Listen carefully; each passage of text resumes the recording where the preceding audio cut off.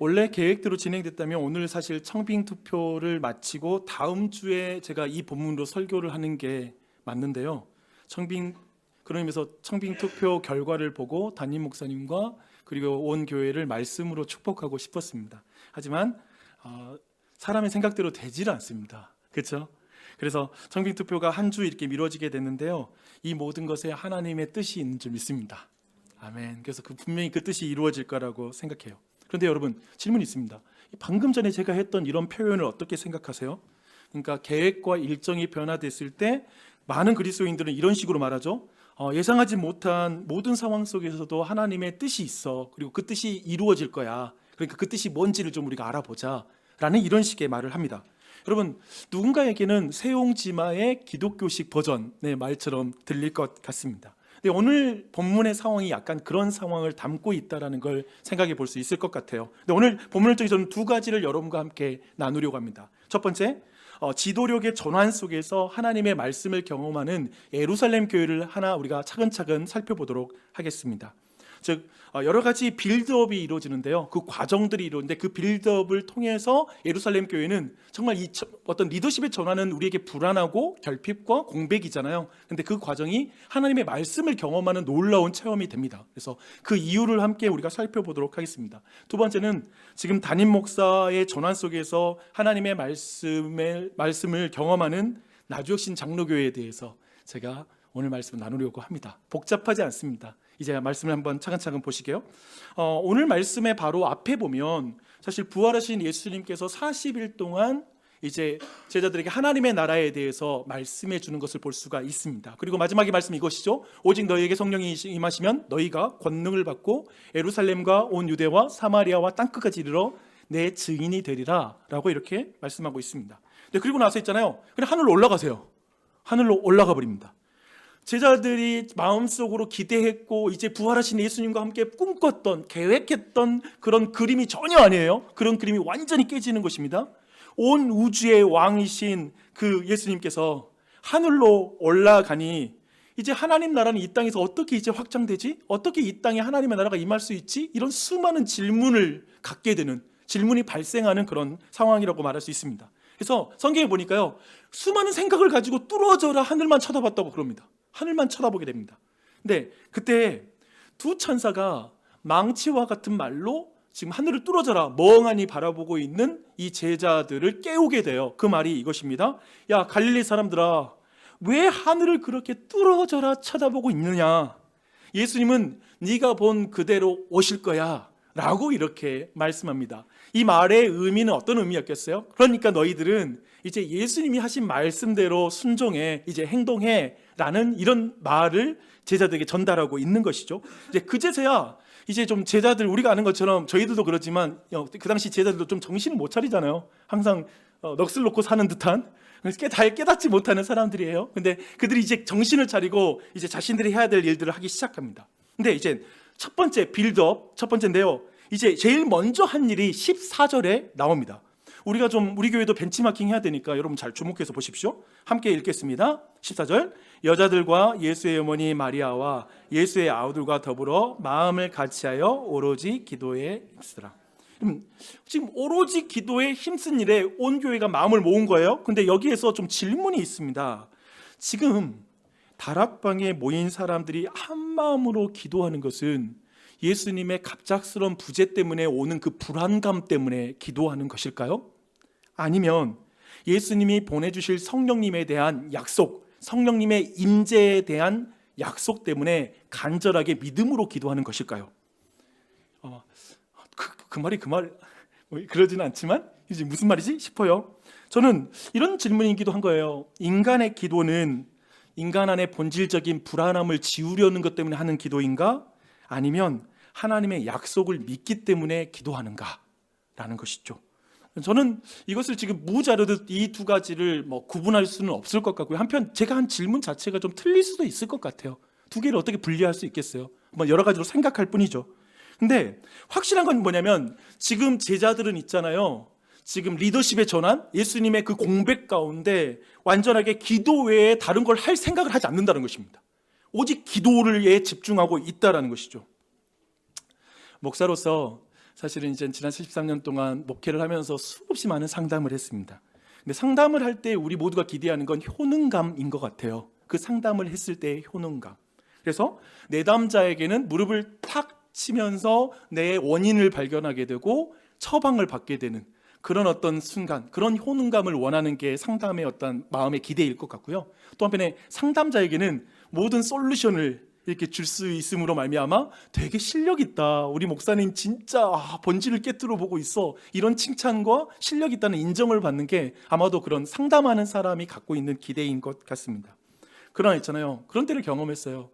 때로는 이렇게 막 문제를 이야기하는데 이 사람이 무슨 말하는지 잘 이해도 안 되면서도 막 이야기를 들으면 들을수록 너무 어떻게 말해줘야 될지 모르는 순간 있잖아요. 아무리 생각해도 해줄 말이 없어서 끝에 가서 목회자들은 그래도 빠져나갈 구멍 한 개가 있거든요. 딱 뭐냐면 이거예요. 형제님, 더 기도해야 될 것 같아요. 제가 기도할게요. 이 기도하자라는 말입니다. 누군가 할 말이 없어서 기도할게요, 기도해요 라고 하는 이런 말들은 많은 사람들에게 효능감이 없게 느껴지는 말로 들릴 때가 있는 것 같아요. 그렇죠? 그냥 하는 말인 것 같아, 늘 뭐 교회 다니는 사람이 하는 말이지 라는 식으로 들리는 거죠. 마치 이렇게 들리는 거죠. 당신이 원하는 건 내가 진짜 못 해줄 것 같아요. 당신이 원하는 해법은 못 주겠어요. 기도나 해줄게요. 뭐 이런 말로 들리는 표현이 될 수 있다는 것이죠. 근데 그런 것도 있겠지만 때로는 무슨 말로도 도움이 안 되는 상황을 만나기도 합니다. 하나님만이 그 상황 해결하게 할 수 있다는 걸 아는 거예요. 그래서 이렇게 말하는 거죠. 참모님, 기도해야 됩니다. 다른 거 의지할 데가 없어요. 하나님밖에 의지할 분이 없어요. 저도 함께 기도할게요. 제가 내일 하루 동안 금식하고 자매님 위해서 기도하겠습니다. 여러분, 만약에 이런 말을 듣는다면 굉장히 그 말은 좀 다르죠. 기도할게요라는 말이 다르게 들리겠죠. 근데 지금 제자들이 처한 상황은 전자이다, 후자이다? 후자인 거예요. 예수님이 지금 떠난 거예요. 예수님이 부재하신 거예요. 그래서 지금 이 기도하자는 것은 너무 간절해요. 예수님의 부재를 그들이 모여가지고 회의를 한다고 해서 예수님의 빈자리를 채울 수 있는 게 아니잖아요. 그 빈자리는 무엇으로 채워지지 않아요. 그들은 그런 의미에서 지금 기도회는 뭘 해야 될지 모르고 있을 뿐만 아니라 한편에 생각해보면 다른 것을 뭘 해야 될지도 지금 전혀 감을 못 잡고 있습니다. 오직 확실한 것은 하나님 밖에 의지할 분이 없다라고 느끼는 것뿐이죠. 우리 인생 가운데 그런 순간이 있어요. 정말 의지할 것이 도대체 누군가. 어쩌면 이 자리에 예수님을 믿지 않는 분 안에 사실 하나님밖에 의지할 수밖에 없어서 이 자리에 나오신 분들도 있을 수 있을 것 같아요. 하나님밖에 의지할 분이 없는 거예요. 기도 외에는 다른 할 일이 생각나지 않는 거예요. 그런데 이렇게 기도가 시작됐잖아요. 이제부터 주목하고 빌드업 두 번째입니다.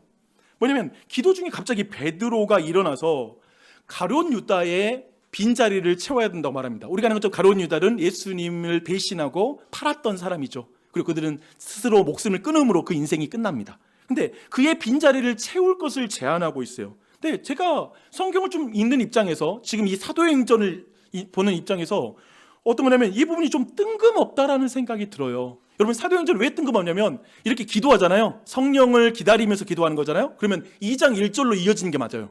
성령님이 임하시는 거. 근데 그 사이에 이상하게 이렇게 그 사도를 충원하는 이야기가 여기에 끼어들고 있다라는 것이죠. 이 부분이 좀 뜬금없어요. 왜 그럴까? 갑자기 가룟 유다의 빈자리를 채워서 10이라는 숫자를 난 기어코 채워야 되겠어. 그런 거 있잖아요. 몇 숫자, 그 숫자를, 왜냐면 12가 완전수거든. 뭔가 온전하다는 숫자니까 기어코 채워야 돼. 뭐 이런 강박증이 있어서 그런 것 같은 것은 아닌데 그걸 지금 채우려고 하는 것이죠. 베드로는 왜 성령을 구하다 사도 충원을 하는 이 기사가 들어왔을까라는 질문, 이런 질문을 가지고 오늘 본문을 더 깊이 들어가면 좋을 것 같습니다. 여러분, 오늘 성경 프로서 한번 설명할게요. 사실은 있잖아요, 제자 공동체가 이제 기도를 했잖아요. 근데 여러분, 기도할 때 하나님이 말씀하세요. 이게 사실 간단한 이야기예요. 오늘 이야기가 기도하면 하나님이 말씀하십니다. 기도할 때 베드로의 딱 눈이 열려가지고 어떤 일이 벌어지냐면 시편 69편과 109편의 말씀이 완전히 새롭게 보인 거예요. 그 부분이 완전히 해석이 되는 거예요.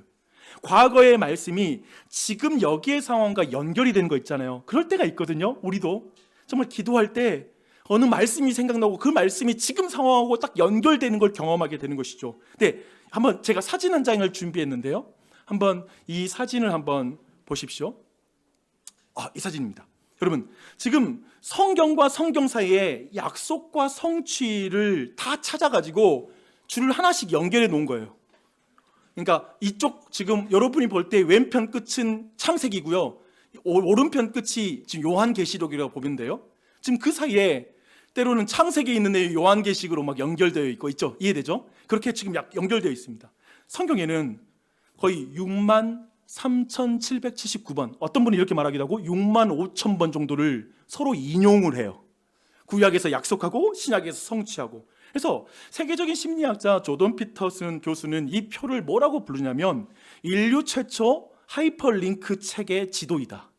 그러니까 성경책을 하이퍼링크 책이라고 이렇게 부르고 있습니다. 여러분, 하이퍼링크가 뭐예요? 여러분 너무 좀 말이 어려워서 하는 말이지, 여러분 링크 보내줘 그렇게 말하잖아요. 즉 뭐냐면 클릭하면 다른 정보로 이동하는 연결, 이것을 하이퍼링크라고 부르거든요. 근데 구약을 클릭하면 신약으로 열리는 거예요. 신약을 클릭하면 구약이 열리는 거예요. 이렇게 성경이 연결되어 있으므로 성경은 하나님의 말씀이라는 거죠. 그렇죠? 인간의 말이 아니라 수천 년의 역사를 통하여서 그 증거, 그 증명을 할 수 있는 내용이 되는 것이죠. 그래서 지금 기도할 때 성경을 통해서 지금 성경을 통해서 현실이 완전히 열리는 것을 지금 베드로가 경험했던 것이죠. 무슨 말인지 오늘 말씀을 통해 볼게요. 즉 베드로는 이런 관점으로 성경을 보게 된 거예요. 시편 69편과 109편 모두 있잖아요. 다윗이 지은 시예요.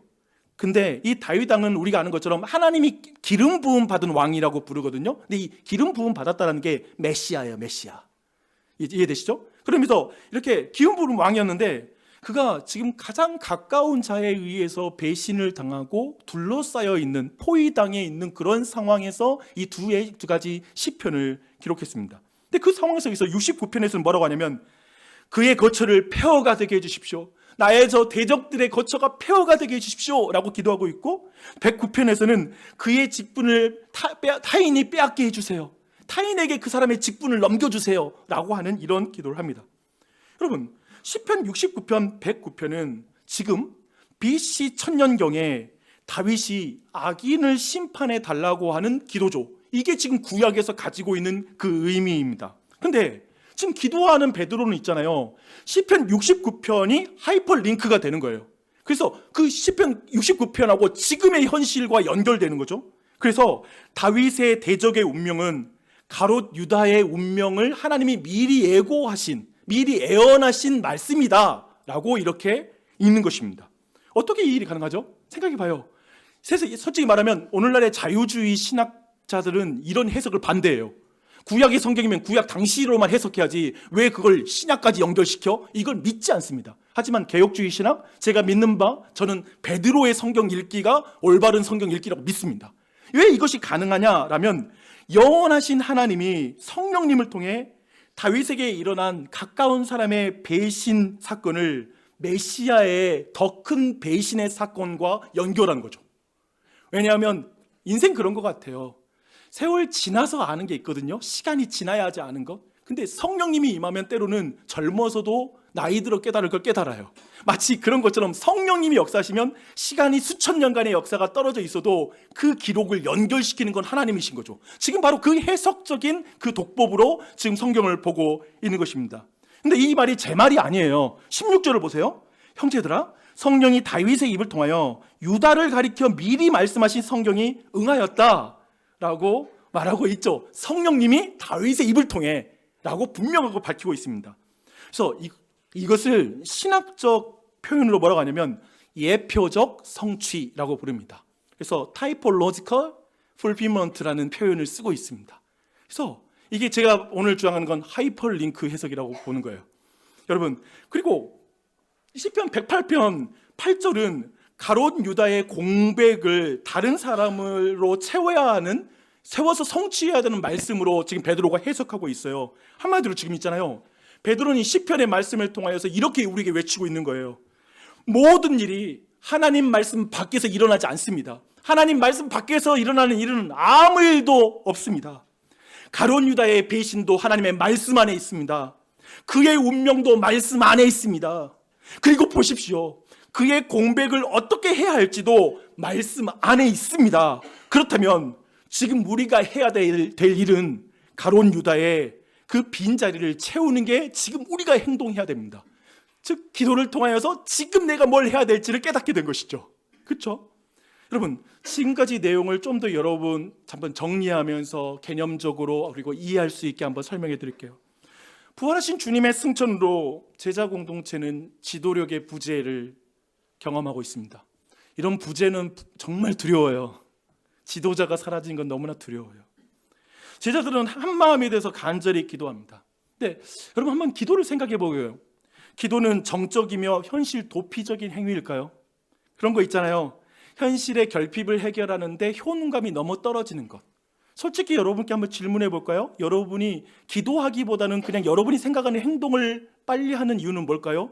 기도의 효능감이 현실의 문제를 해결하는데 효능감이 떨어진다고 생각하니까 그러겠죠. 진짜 여러분이 기도가 내 현실의 문제를 해결하는 효능감이 있는 행동이라고 믿는다면 기도하겠죠.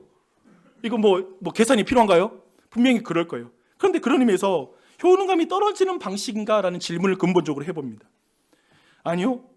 놀랍게도 오늘 말씀을 잘 보면 기도할 때 하나님의 말씀이 현실을 해석하는 하이퍼링크가 됩니다. 즉 현실의 문제를 정확하게 파악하게 되는 해석의 능력이 임하는 것이죠. 근데 이게 굉장히 중요해요. 인생 열심히 살아서의 문제는 아닌 것 같아요. 바른 방향으로 가야 되고 우선순위 알아야 돼요. 그냥 열심히 살았다는 것으로 내 인생이 증명이 안 돼요. 정확하게 그걸 분별하는 게 필요한 것 같아요. 그 능력이 기도할 때 임하는 것이죠. 성경에 말씀이 임하면 내가 처한 현실을 바로 해석하게 됩니다. 그리고 심지어는 이런 거죠. 가장 가까운 사람의 배신을 여러분도 경험해 보셨죠. 가장 믿었던 사람들이 여러분을 실망시킨 적이 있겠죠. 근데 그런 상황 속에서 재수없다.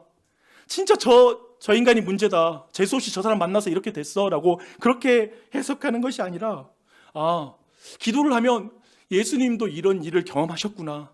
예수님도 가까운 사람한테 배신당했구나 해서 성경의 말씀이 갑자기 지금 하이퍼링크가 돼서 내 삶을 해석하는 것이죠. 그렇죠? 그렇게 해석해요. 그러면서 우리 안에 생각이 드는 확신들은 뭐냐면 삶에서 경험하는 모든 이 세상의 일들이 성경대로 돌아가고 있구나. 성경 안에서 진행되고 있구나. 내게 경험하는 모든 일들이 하나님의 말씀 안에 있구나. 이 말씀 안에 있다라는 말은 뭐냐면 하나님의 통치 안에 내 삶이 있구나. 내 삶이 하나님 밖에서 일어난 일은 없구나 라는 생각이 드는 거죠. 그러면서 나타난 또 다른 단계로 넘어가는 거 뭐냐면 빌드업인데요. 깨어진 세상을 보면서 공백과 결핍이 보이잖아요. 그 모든 것들을 이제 빈자리를 어떻게 채울지도 하나님의 말씀 안에 있다는 걸 믿게 돼요. 그래서 하나님의 말씀 안에서 내 결핍을 어떻게 채워야 될지에 대해서 자신이 알게 되고 순종하게 되는 것이죠. 이렇게 지금 우리가 보고 있는 성경 속의 예루살렘 교회는 지도력의 전환 속에서 기도하며 하나님의 임재, 하나님의 말씀을 다시 경험하는 거예요. 하나님의 말씀이 구약에 있는 시편의 어느 말씀, 지금과 상관없는 말씀이 아니라 그 말씀이 지금 나에게 실제가 되는 그 말씀의 역사를 통해서 하나님의 통치, 지금 하나님이 일하고 있다는 게 느껴지는 거죠. 그 놀라운 일이 있는 거예요. 근데 이제 사도행전 1장의 하나의 큰 줄기를 봤어요. 근데 이제 두 번째로 넘어가 볼게요. 사도행전 1장이 이제 제게는 이 사도행전 1장이 하이퍼링크라는 생각이 들어요. 그래서 이것이 오늘 우리의 삶과 우리 교회가 새롭게 눈이 열렸으면 좋겠습니다. 이제 그 내용을 한번 다뤄가려고요. 오늘 본문의 렌즈로 먼저 지난 몇 개월을 한번 여러분 삶을 돌아봤으면 좋겠습니다. 그런 것 같아요. 개인의 삶이든 공동체의 여정이든 하나님이 부재하신 것 같은 상황이 닥치는 것 같아요. 하나님이 떠나는 것 같은 그 상황들이 닥치는 것 같습니다. 아마도 그런 일들은 돈과 건강과 안전이 위험을 당했을 때, 질병 혹은 경제적인 어려움이 닥쳤을 때 하나님의 부재를 느끼는 것 같고요. 한편에 사랑과 그리고 인정과 소속감, 즉 관계 안에 깨어질 때, 그때 하나님이 나를 버리는 것 같은 기분이 드는 것 같습니다. 또 한편에 영적인 결핍이 있을 때 그때에도 분명히 겹쳐서 하나님이 부재하는 것 같은 그런 상황이 우리 인생에 닥치게 됩니다. 근데 우리는 이걸 이렇게 불러요. 고난과 환난이라고 부르죠. 우리에게 고난과 환난이 닥칩니다. 그런 상황이 닥치면 제가 볼 땐 단기 멘붕에 빠지게 되는 것 같아요. 제가 오늘 제자들이 예수님 떠나니까 하늘만 쳐다보는 그 상황을 단기 멘붕이라면 우리도 단기 멘붕이 와요. 그래서 그냥 좋았던 과거만 보면서 또 상실해버린 그 현실만 보면서 계속 거기에 매여서 힘들어하는 거죠. 고통스러워하는 것이죠. 그런 것도 있을 것 같고, 또 한편에 이 가수로 한번 이 렌즈로 우리 교회를 한번 돌아보면 좋을 것 같아요. 우리 교회의 분립 개척 어떻게 보셨어요? 지금 이제 곧 이제 4월이면 한 달 후면 이제 교회가 분립되어 나아가게 되는데, 분립 개척에 대한 이야기가 들리고 그리고 초기 논의가 되는 과정 속에 많은 분들이 또 몇몇 분들은 단기 멘붕에 빠질 수 있는 상황인 것 같아요. 그 상황들이 이제 한 달 뒤면 13년 동안 늘 지금 주일이면 이 동일한 자리에서 봤던 박용주 목사와 그리고 우리 부부가 보이지 않을 것입니다. 한편에 또한 긴 세월 동안 영적인 우정을 키워왔던 18명의 장년과 15명의 아이들을 여러분은 파송할 것입니다. 지금은 어쩌면 지금 정도 왔을 때는 많은 분들은 이제 그 상실을 조금 받아들이는 그런 감각, 그 정도로 이제 들어가셨을 것 같아요. 하지만 처음엔 어떠셨어요? 너무나 막연하고 두렵지 않으셨습니까? 어떻게 될지, 누가 나가게 될지, 어떻게 진행될지에 대한 막연함 속에 있었을 거예요. 우리는 이런 식의 일들을 교회만이 아니라 직장 혹은 인생 속에 경험하게 되는데, 이것을 우리는 이렇게 부를 수 있을 것 같아요. 하나님의 이해할 수 없는 인도하심이라고 이해할 수 있을 것 같습니다. 그런 상황 속에 단기 멘붕에 멍하니 상실한 것, 또 부재한 것, 손해볼 것만 보이게 되는, 모든 것이 손해로만 보이는 그 자리에 한동안 있었을 수 있습니다. 근데 제가 오늘 말씀을 보면서 보는 건, 그런 우리 모두에게, 인생의 여정이든 교회의 여정이든 우리 모두에게 우리가 정신을 차리도록 망치와 같은 말을 하는 두 천사가 필요하다는 것입니다. 두 천사가 와서 뭘 보고 있어? 예수님 말씀 생각해야지 라고 해줄 수 있는 어떤 존재가 필요한 것 같고요. 아마도 우리 모두는 그런 두 천사를 만났을 거예요. 그리고 다시 그 가운데 이제 기도하는 자리로 넘어갔을 것입니다. 정말 경황이 없는 상황 속에서 이제 기도로 넘어가는 게 얼마나 힘든지 몰라요. 한번 인생의 고난 닥쳐보세요. 삶의 어려움 닥쳐보세요. 기도로 넘어가는 거, 이건 보통 일이 아닙니다. 최근에 교회가 금식 기도를 세워서 기도하는 모습을 보면서 목사로서는 너무나 감사하고 너무나 좋았습니다. 기도하는 것, 부재에 대한 두려움 때문에 기도하는 것일까요? 아니면 하나님의 약속에 믿음 때문에 기도하는 것일까요? 모르겠지만 그저 기도 외에는 다른 것이 할 수 없다라고 생각하는 교회의 판단인 것 같아요. 교회의 어떠한 DNA인 것 같아요. 모르겠다, 기도해야 돼, 그건 확실해, 기도부터 하자라는 거죠. 기도할 때 성경 말씀이 이제 다시 들리게 되고, 설교가 들리게 되고, 성경이 다시 봐지게 되고, 그 가운데 모든 상황이 말씀 안에 있다는 걸 확인하는 분들이 계셨을 거예요. 우리 교회는 그걸 확인해 왔을 거예요. 말씀 안에 일이 있구나, 하나님 안에 이 모든 계획이 있구나는 게 마음속에 이제 인정되기 시작하는 것이죠. 그래서 어떤 의미는 이 기간 동안에 우리 교회가 읽었던 사도행전 속에도 너무나 많은 하이퍼링크가 보이는 것이죠. 사마리아에서 사역을 너무나 잘 감당하고 있는 빌립을 성령께서 갑자기 광야로 옮겨버리네. 또 한편에 스데반이라는 그 지도자, 너무나 신실한 지도자를 죽인 그 사울이라는 빌런이 신약시대의 가장 위대한 선교사로 스데반의 빈자리를 채우게 하시네요. 이걸 누가 이해해요? 누가 이걸 알 수 있겠어요? 한편에 정말 안디옥 교회에서 중추적인 역할을 감당하고 있었던 바나바와 바울을 선교사로 파송해버리네요. 우리는 말씀을 벗어난 현실이 없다라는 걸 아는 거죠. 이런 모든 성경의 기록들을 보면서 이것은 굉장히 오랫동안 교회를 하나님이 이렇게 인도해 오셨고 하나님이 이런 과정 썼구나. 물론 여러분이 많이 들었겠죠. 우리 교회 분립회 숫자는 얼마야? 작년 한 200명 돼. 근데 분립회? 근데 담임 목사가 나가. 진짜? 한 20명 데리고 나간대. 그 정도? 근데 어떻게 됐는데? 사람들이 볼 때는 너무나 그렇게 보겠죠. 그러면서 그거 오늘날이 별로 일어나는 일은 아니야 라고 하겠죠. 대부분 그런 일을 대부분 있지 않는 일인데 그런 일이 있네. 근데 제가 말하고 싶은 것은 오늘날 우리 시대에 어쩌면 교회는 계속 성장하는 것이 그것이 원래 정석이다라고 배웠던 모든 세계관, 이런 세계관은 기독교의 긴 2000년의 역사 동안에 그런 세계관을 가진 적은 많지 않았다는 것입니다. 도리어 정말 교회들은 그 가운데 끊임없이 방금 전에 했던 하나님의 말씀의 역사 속에, 이해할 수 없는 역사 속에서 그분께 순종해오는 것이 교회의 역사였다는 것이죠. 그래서 모든 상황이 말씀 안에 있다라는 걸 알게 된다는 거예요. 모든 상황이 말씀 안에 있다. 그리고 그런 단계를 여러분이 다 거치고 나서 어떠셨어요? 이제 교회 안에 빈자리가 보였을 거예요. 그리고 이제 그 빈자리는 나의 순종을 통해서 채워지는 것이 성경이 원하는 방식이라는 걸 깨닫는 거죠. 성경이 빈자리를 채우는 방식은 사람을 세우는 거예요. 그처럼 우리 모두가 세워져야 한다는 걸 느끼는 것이죠. 그래서 순종합니다. 그렇다면 기도하지 않으면 어떻게 될까요? 기도하지 않으면 두 가지로 나타나는 것 같아요. 첫 번째, 모든 상황을 사람의 눈으로만 보는 거죠. 즉 그 모든 교회의 인도하심, 인생의 과정들을 하나님이 다스리고 있고 하나님의 말씀 안에 있다는 걸 전혀 보지 못하는 거예요. 이게 그저 내 능력 안에 있고 우리의 실력 안에만 있다, 그저 재정 안에만 있다, 우리의 능력 안에만 있다라는 식으로 그 문제를 해석하는 것이죠. 그렇게 바라보게 되는 것이죠. 그래서 하나님의 말씀 안에 보이는 이 일로 말미암는 모든 결핍이 불평이 되는 거예요. 원망이 되기도 하고 그게 두려움이 되는 거야. 아니 이렇게 비워지면 그럼 어떻게 우리는?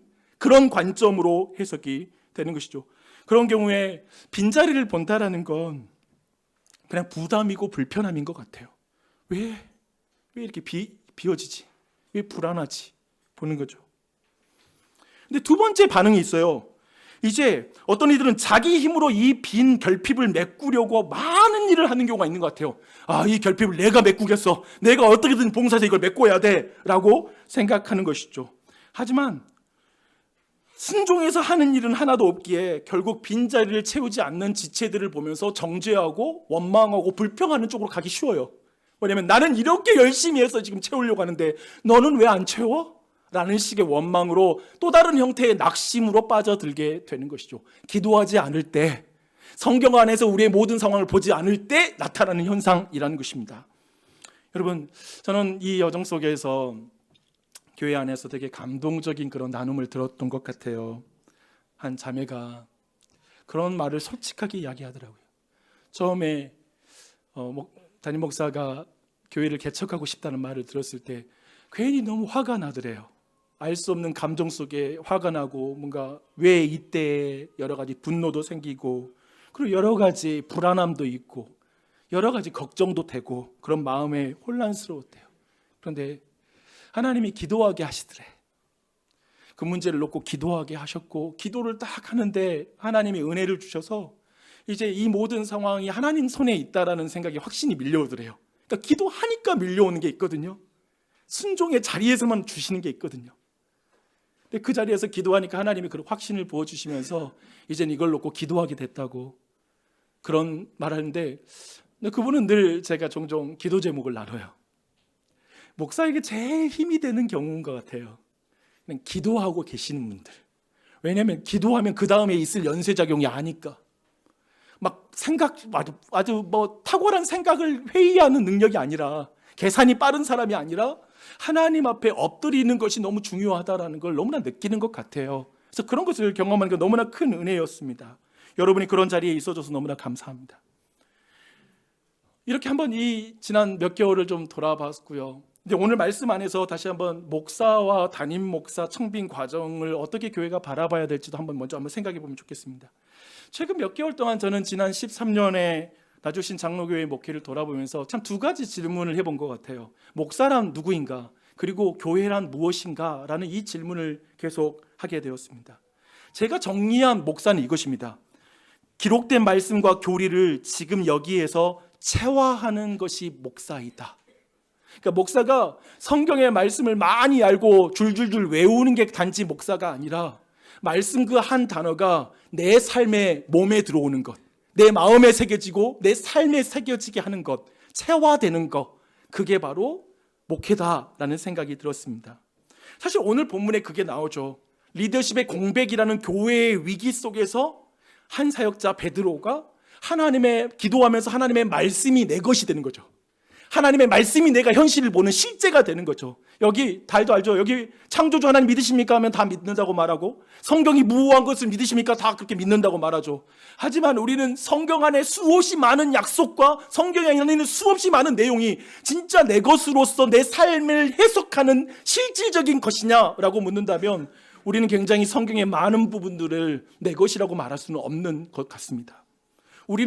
목사는 새로운 성경을 쓸 수는 없지만 내 인생 가운데 기록된 성경이 내 삶에 새겨지는 그 일을 감당하고 그 일을 하는 게 목사라는 생각이 듭니다. 여러분, 그런 의미에서 이제 청빙될 목사님은 기쁨과 눈물, 관계와 갈등, 책임과 고독, 그리고 은혜와 소망 사이를 오가며 이제 목회하게 될 것입니다. 교회에서 이루어지는 모든 설교와 교육, 예배와 성례, 그리고 돌봄과 상담, 신방과 교제, 소그룹과 전도와 섬김을 기획하고 사람을 세우고 그것을 진행하는 일에 앞장서는 일을 그 목사가 감당할 것입니다. 그리고 그 목사는 그 가운데 수많은 피드백과 수많은 평가에 노출될 것입니다.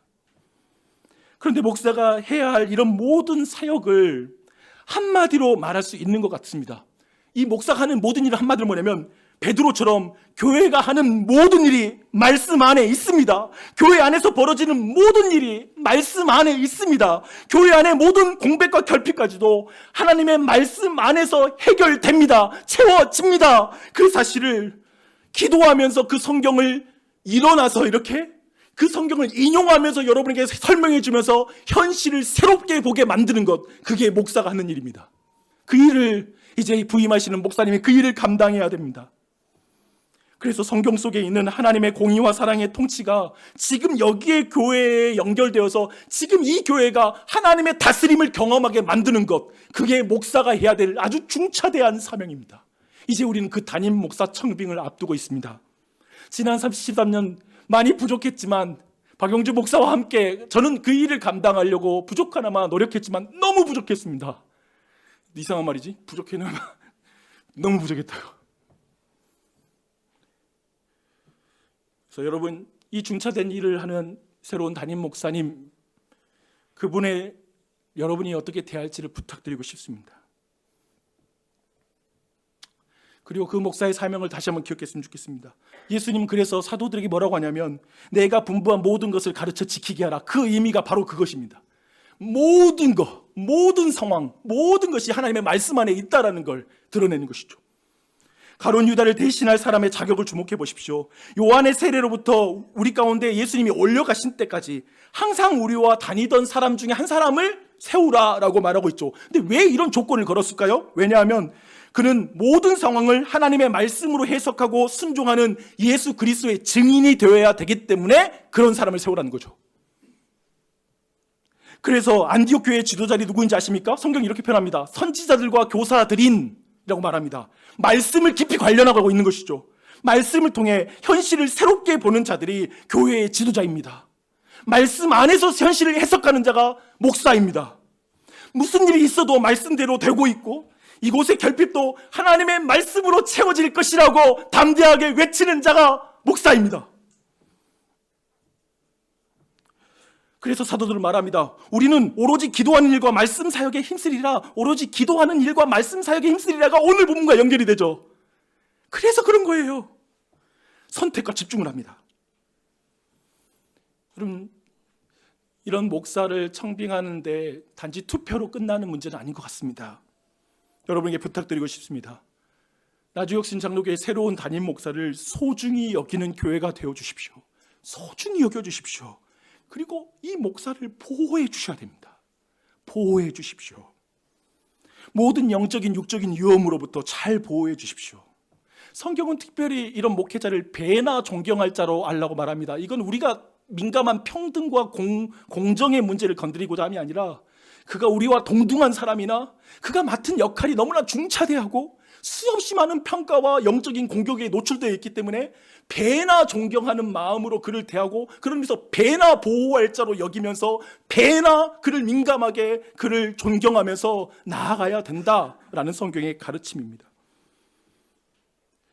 부탁드립니다. 새로운 목사님을 잘 도와주십시오. 세워놓고 구경하지 마시고 적극적으로 협력해서 말씀과 기도에 그분이 집중할 수 있도록 도와주십시오. 그게 성경의 원리잖아요. 목사님 뭐 하면 막 화장실 청소하면 그런 거 있잖아요. 우리 교회 담임 목사님 화장실까지 청소하셔. 대단하지 않아? 제가 볼 땐 그 말은 일견 맞는데 일견 틀린 말입니다. 목사님 지금 말씀 더 보세요. 이런 일은 저희가 할게요. 목사님 거기 좀 집중하셨으면 좋겠어요. 저희가 다른 것들을 우리가 할게요 라고 하는 말, 이것도 우리가 한번 생각해 봐야 됩니다. 저는 여러분이 그렇게 목사와 함께 했으면 좋겠습니다. 오늘 본문 안에서 저는 이렇게 본문을 통해서 목사가 누구인지에 대해서 나눴습니다. 이제 교회에 대해서 인사를 또 이야기를 나누고 싶습니다. 제게 있어서 교회는 무엇일까라는 걸 생각해 봤습니다. 이렇게 정의해 봤어요. 이 땅의 교회는 성경에 기록된 하나님의 말씀이 지금 여기에서 체화되는 것을 함께 경험하는 예수 그리스도의 몸입니다. 한 가지 간증을 할게요. 4월 19일 날에 파송되는 나주숲교회, 그러니까 26일부터 예배를 드려야 되잖아요. 근데 예배 공간을 찾지를 못했습니다. 이런 상황에 놓이자 저는 아브라함의 자리에서 이 모든 공간의 문제를 바라봐야 돼서 창세기 12장이 떠오르더라고요. 그래서 너는 너의 고향과 친척과 아버지의 집을 떠나 내가 너희에게 보여줄 땅으로 가라 라고 하는 이 말씀이 내 안에 들어오는 거예요. 내 상황이 지금 그 상황이잖아요. 당장에 모일 장소부터 찾아야 되니까 그걸 놓고 기도해요. 나주숲 교회는 아직 확정된 예배 공간이 없지만 하나님이 보여주실 땅이 있다는 약속을 붙들고 걸어가야 하는구나, 그게 믿음의 길이구나 라는 사실을 보는 거예요. 이렇게 나는 창세기 12장 3절의 말씀이 내 말씀이 되죠. 창세기 12장의 말씀 1절로 3절의 말씀이 나의 말씀이 되는 것이죠. 체화되는 것이죠. 그것을 나주숲 교회와 지체들과 나눴습니다. 이처럼 교회는 끊임없이 수많은 도전 앞에 놓이게 됩니다. 사실 그 모든 상황은 하나님의 말씀이 체화되는 공간입니다. 하나님의 말씀을 하이퍼링크를 찾아내서 적용하고 그 말씀으로 통치되는 게 교회인 것입니다. 최고의 학습 공간이 어딘지 아십니까? 강의실이 아닙니다. 여러분의 삶의 자리입니다. 여러분이 맞닥뜨리고 있는 직장 그 장소, 그리고 학교, 그리고 여러분이 부닥치고 있는 현실의 문제, 그 자리가 하나님의 말씀을 배우는 가장 좋은 자리인 것이죠. 거기에서 하나님의 말씀을 들으려고 기도해야 되는 것이죠. 거기서 하나님의 말씀을 찾는 것이죠. 그렇게 하나님의 말씀으로 통치를 받는 것입니다. 하나님의 말씀 안에 이 모든 상황이 있고 성경의 말씀한 방법으로 나아가야 함을 고백할 기회, 그 공간, 그게 현실입니다. 이것을 기억하십시오. 그래서 좋은 교회란 무엇일까요? 건강한 교회란 무엇일까요? 문제가 없고 갈등이 없는 교회가 아닙니다. 결핍과 공백이 없는 교회도 아닙니다. 수없이 많은 도전 속에서 기도하면서 하이퍼링크의 말씀을 선포하는 목사가 있는 교회가 좋은 교회입니다. 또 한편에 모든 상황이 말씀 안에 있음을 선포하는 그 말씀을 듣고 결핍과 공백을 다른 눈으로 바라보는 교인들이 많은 교회가 좋은 교회입니다. 원망과 불평으로 그 결핍을 보는 것이 아니라 그 모든 것 안에 하나님이 일하실 걸 볼 수 있는 교회가 건강한 교회인 것이죠. 그래서 빈자리를 보면서 불평하고 원망하며 불안해하는 이들에게 내 자신이, 여러분 자신이 그 소그룹의 모임 자리에서, 그리고 개인적인 교제 자리에서 내가 베드로가 되어서 일어나서 하이퍼링크의 말씀을 들려주고 그 사람으로 하여금 예수 그리스도 하나님의 통치를 경험하게 하는 것, 그게 바로 건강한 교회입니다. 나주혁신 장로교에서 꿈꿨던 꿈이었고 저는 나주숲 교회에서도 그 꿈을 꾸고 나아갈 것입니다. 이게 건강한 교회입니다. 하나님이 이렇게 빈자리가 채워진 교회, 곧 단지 10이라는 숫자가 아니라 12가 새로운 이스라엘의 온전함을 가리키는 상징이기에 그것을 회복할 때 굳이 그 빈자리에 사람을 세우면서 다 세우고 나서 하나님은 무슨 일 하신 줄 아십니까? 오순절날에 성령을 부어주십니다. 할렐루야! 성령님이 부어집니다. 말씀하신 대로 성령님을 교회에 부으십니다. 저는 간절히 기도합니다. 나주혁신 장로교회가 박용중 목사가 떠난 그 빈자리를 우리 전종 이제 세워지는 목사님이 그 자리를 채우고 넘치도록 채우고 그 가운데 성령님이 부어져서 부어하는 교회가 될 줄로 믿습니다. 아멘. 그런 교회를 소망하는 거예요. 오늘 말씀처럼 이 말씀이 우리에게 이루어지는 것이죠. 나주숲 교회도 동일한 부흥이 있을 줄 믿습니다. 이제 오늘 말씀을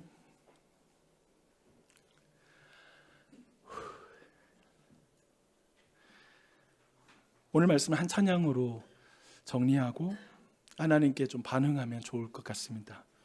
최근에 이제 신의 악단이라는 영화에서 이 노래가 불려지고 많은 사람이 부르게 된 노래인 것 같습니다. 광야를 지나며라는 그런 찬양입니다. 저는 올해 와가지고 이제 막 분리개척 과정 진행되면서 수백 번 들은 것 같아요.